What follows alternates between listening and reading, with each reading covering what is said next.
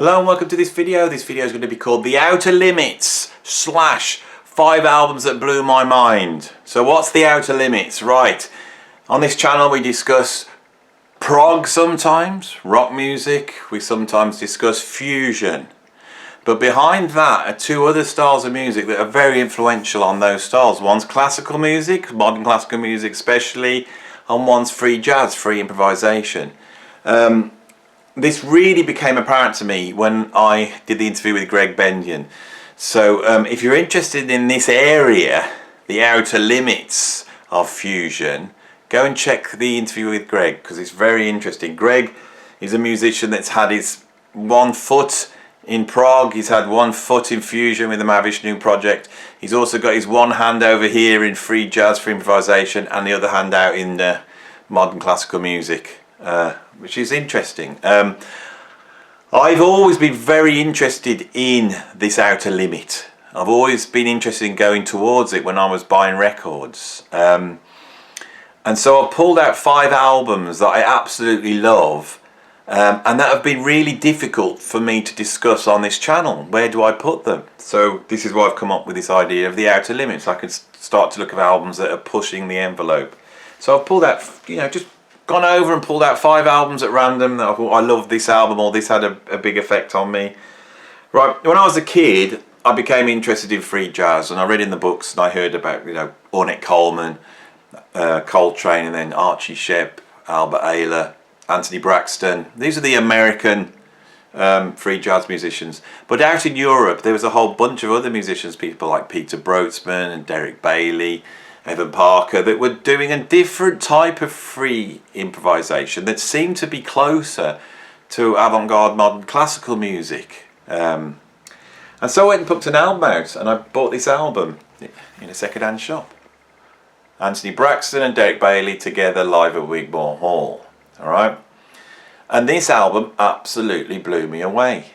Now, one of the things Greg pointed out in the interview, that if you are new to free improvisation and you want to explore it, it's a lot easier to go and listen to maybe a solo album or a duo album than it is to try and take on these big ensemble free jazz albums like the album Free Jazz by Ornette Coleman or Ascension by Coltrane. They're difficult albums, to get your head around. This one is very avant-garde. This is really exploring the outer limits of music. But what do we mean by the outer limits? Well, I think one of the ways to approach listening to free improvisation is to think of it in terms of process instead of composition.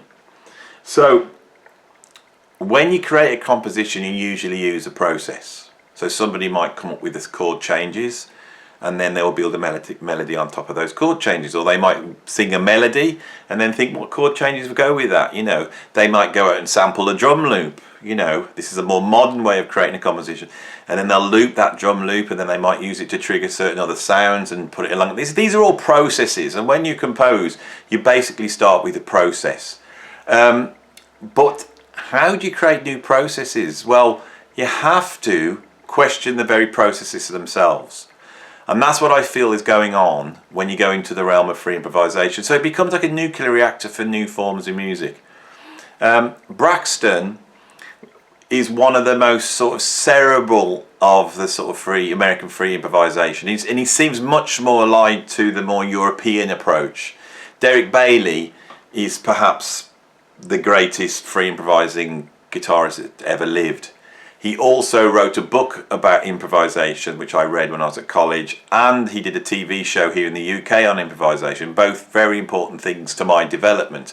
In fact, his TV series can almost be seen as the antidote to Ken Burns' jazz documentary. Anyone who's watched that too many times might need to go and take a dose of improvisation by Derek Bailey. So I knew Derek Bailey from that book, which is why I bought this. What was I confronted with? I was confronted with 2 musicians exploring the very nature about how music's created. I think this is reflected in the names of the tracks on this album. So you have first set part 1, first set part 2, rehearsal extract, second set, the second set part 2, and another rehearsal extract. And the tracks themselves are called Area 1, Area 2, Area 3. It's very interesting that they're called areas. This is something that they've walked into. They go into an area to create music, and this area has probably very specific constraints, right? Those constraints have may have been through discussion, or maybe them creating their own constraint and then putting that constraint against another constraint that's been created by somebody else. What you hear are new sound worlds. It's totally environmental. You know, when you listen to this type of music, it's people creating environments. It's very, very interesting. I don't want to talk about this album too much, but that was the one that introduced me to this sort of free improvisation, right? So now I'm going to pull out an album that is not necessarily free improvised, but has been really informed by this, and it's one of my favourite albums, and I've never got to talk about it. When I did my favourite ECM albums, I deliberately left it out the list, although it is one of my definite favourite ECM albums of all time. I left it off the list because I knew it was uncategorisable and would not have fitted in with the rest of the stuff. And it's this album here, Red Twist Tuned Arrow. This is a phenomenal album. If you're a guitarist, if you're into metal, if you're into prog, if you're into fusion, if you're into avant-garde, check this album out. It was created by 3 musicians, Christy Duran on electric and acoustic guitars, Stefan Wittner on electric and guitar synth, I think, and then Freddie Studer on drums. And so what you have is you have the drums in the centre and then 2 guitars on the outside. This composition is quite incredible. They're exploring the outer limits of a sort of guitar trio in its pure essence. What's interesting is to hear the 2 guitars doing it. It gives it a flavour and approach which, if you're a metaler, for example, it might be a way in to hear the way these 2 guitars work. Some of these compositions are incredibly complex. Some of these compositions are obviously completely free improvised, and it explores the area between those 2. This is an absolutely fantastic album. It was recorded in 1987. I happened to pick it up randomly in a shop, and it just looked interesting to me. I didn't know these guys at all. I've since become a fan of Freddie Studer, who's one of the great European drummers. But the other 2 guys, Christy Duran and Stefan Wittner,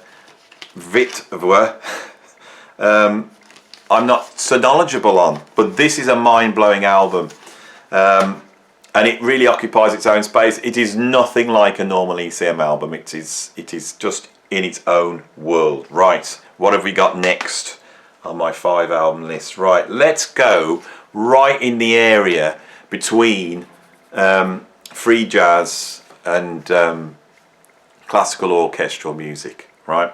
I'm going to pull out an Ornette Coleman album. So I really need to do a video on Ornette Coleman. I really need to discuss, you know, his journey through music, the importance of it, where he starts, you know, with the Don Cherry, you know, quintet and Johnny Hayden and what they did there, going towards free jazz, you know, and then the experimentation he does in the late 60s, early 70s, you know, and then his fusion band, you know, Prime Time, which is utterly incredible. All that needs a discussion. We haven't gone there. This is highly influential on jazz fusion.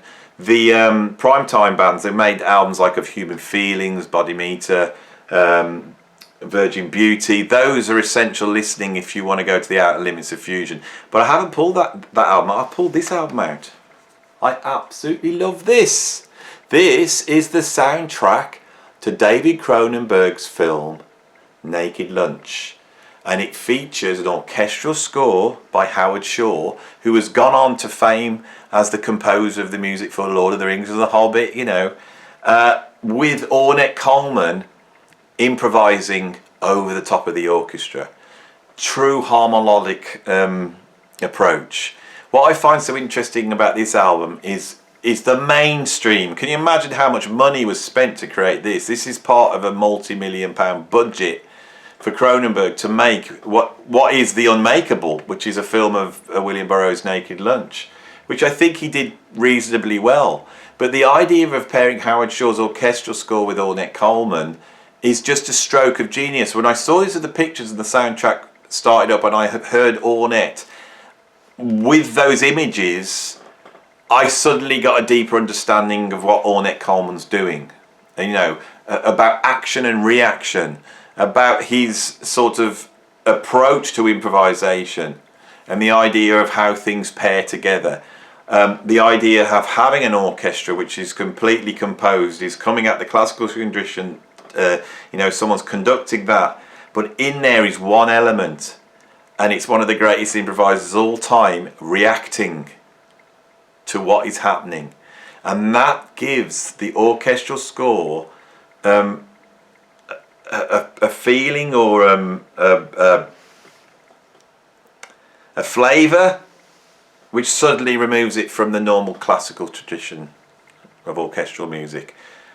And you're not used to hearing it. You're not used to hearing it at all. It's really, really interesting. Of course, Ornette has done orchestral works in the past, like Skies of America, where he has explored how improvising musicians work with, you know, people reading a score. It's just really, really interesting.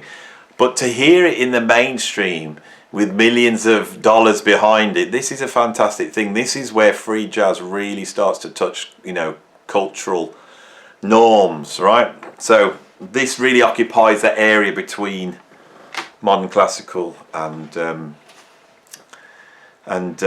free improvisation. So I've pulled out 2 albums. All right. The first album I put is by Messiaen. This is one of my favourite classical pieces of music, right? And there's actually 2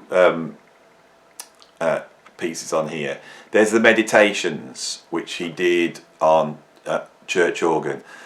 If you're interested in jazz and free improvisation, it's really worth listening to Messiaen's organ music, because it has a flow and an ease and a sort of stream of consciousness aspect about it, which really sounds like free improvisation. And it's really worth putting this against the Invocations album made by Keith Jarrett, where he does improvise on, you know, cathedral organs. It's, you know, so I was always interested in musicians improvising on instruments that you don't associate with improvisation, and, you know, big pipe organs is that, and of course they create a whole sound world. This is really an interesting thing, is this idea about environment. You know, when you play a church organ, it's unlike any instrument, that the instrument that you're sat behind is huge, and it pushes a lot of air, and it's designed to occupy a whole room and be at the centre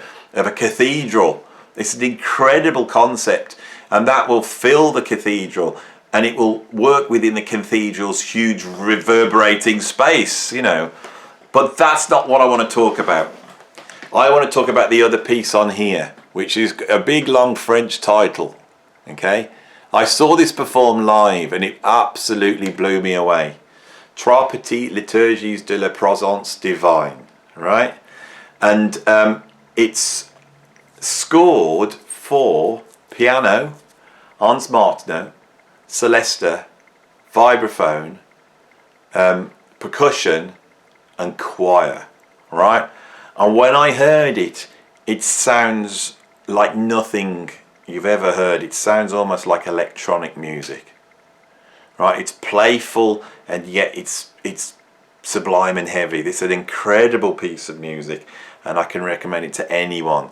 Messiaen is a composer that doesn't seem to fit into a mould. You know, you can't say, well, he's sort of post-romantic or it's like serialist. Messiaen has his own world that he exists in. He used to transcribe birdsong.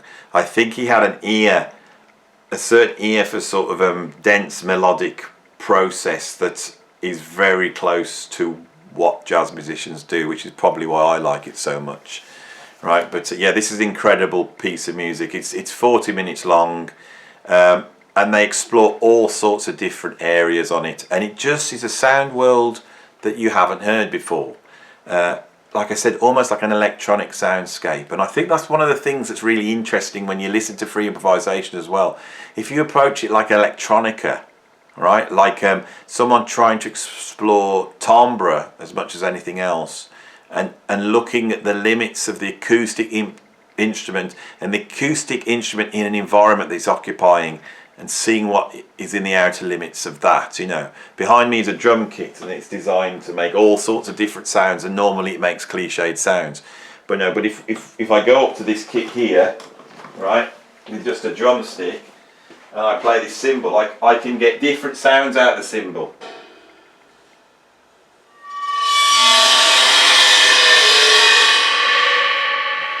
Right, so the cymbal contains those sounds that are surprising. It's a surprise. And that cymbal reacts like that in this room. That is a surprising thing. It's a shock. It's something that's interesting to then pit against another person that's trying to do the same thing on their instruments, because obviously timbres together create new timbres. They create new sounds. It's exploratory. You know, it's like the explorer hacking their way through the forest to discover the secret Aztec temple. It's all about that. It's all about environments. And if you want to hear an environment unlike anything you ever heard, then please check out Trois Petites Liturgies de la Présence Divine, right, by Olivier Messiaen. And sorry for my terrible pronunciation of the French. Right, so we're on to the last album here. This is one of my favourite composers or musicians. I think he's an absolute giant in 20th century music, and his influence goes way beyond classical music or jazz or experimental music. And it is Steve Reich, and the album is this one. And this album is called Three Tales, and it's got 3 tracks on it, or 3 pieces on it. One's called Hindenburg, one's called Bikini, and one's called Dolly. And the one I want to bring your attention to is Dolly, which is unlike anything I've ever heard in my life. Like I said, these are albums that blew my mind. Right, so Steve Reich is an interesting musician because he changed classical music. Before classical music, it was very dense. They were exploring a tonalism. It was incredibly complex. You know, people like Stockhausen were really exploring timbre and environment. You know, musicians were working on pieces that were huge in their conception. Steve Reich is sat there, but he's not listening to just modern classical music. He's listening to people like Miles Davis. And when he hears Miles Davis, and I think especially Coltrane, My Favourite Things, where Coltrane plays the tune My Favourite Things, but then when it gets to the solos, it hits that D minor or whatever it is, or E minor, and then it just holds that E minor, and suddenly the idea of cadence, consonants, and just disappears. I think he also heard the track Roadrunner as well, which is a sort of R&B track, but again has no changes, and it got him thinking about this idea of how do you create music that doesn't have that standard consonant and dissonance and the cadence. And what Steve Reich was a genius at in the early days was being able to pare down musical material to such a simple place, but where the process he put it in would still achieve the idea of consonance and dissonance. So for example, he would compose a piece for 2 hands clapping, and they would clap a simple rhythm. Go and check it out on YouTube, because it's quite revelatory when you listen to this piece. And they start clapping the thing in unison, and then the one person's clapping just shifts their rhythm over by an 8th note, and suddenly we create rhythmical dissonance. And as that moves through the displacements, that dissonance twists and forms until it comes back round and you hear consonants again. And in that one piece, in that just that one idea that we're going to move those 2 rhythms against each other, not only has Steve Reich created the idea of consonant dissonance in the piece, but he's also determining the length of the piece as well. That this piece will take a certain amount of time to do this thing. And he starts to explore this. This gets the name of minimalism. Now the minimalism isn't the fact that it's repetitive. The minimalism is the elements that are being used to create what is a listenable composition. It's not just about doing the same thing over and over again to do people's heads in. He's a genius It's exploring different things that create consonance and dissonance. When you listen to Frank Zappa playing Shut Up and Play Your Guitar with Vinnie Colaiuta, they're also exploring different ways of using rhythm to create consonance and dissonance. But on here, there's a track called Dolly, and Dolly uses orchestral musicians, classical musicians, to perform alongside spoken word loops, and it's not minimal at all. It's what's called maximalism, and it is something else. And again, it absolutely blew me away. And Steve Reich's ability to explore conceptual ideas, not just musical ideas, but conceptual ideas, is incredible. If you're a progger, go and check out Dolly by Steve Reich. It's perhaps the most prog thing ever made, and it will blow your mind. So there you have 5 albums that blew my mind, and hopefully they will blow your mind too. And if you like this stuff, I will do more of it. I'm pretty sure this video will not be as popular as my 10 favourite moments by Steve Gadd, but let's hope that people do have a little bit of nosiness and interest to go and click on this and think, what's this all about? You never know. You can only trust in human nature. Anyway, if you do like this stuff, please like, subscribe, and stick the comments in the way below. And if you love this stuff, I will do more of it, as I always say I will. But I'll probably end up just ranking old jazz fusion bands from the 1970s. Thank you very much. Bye.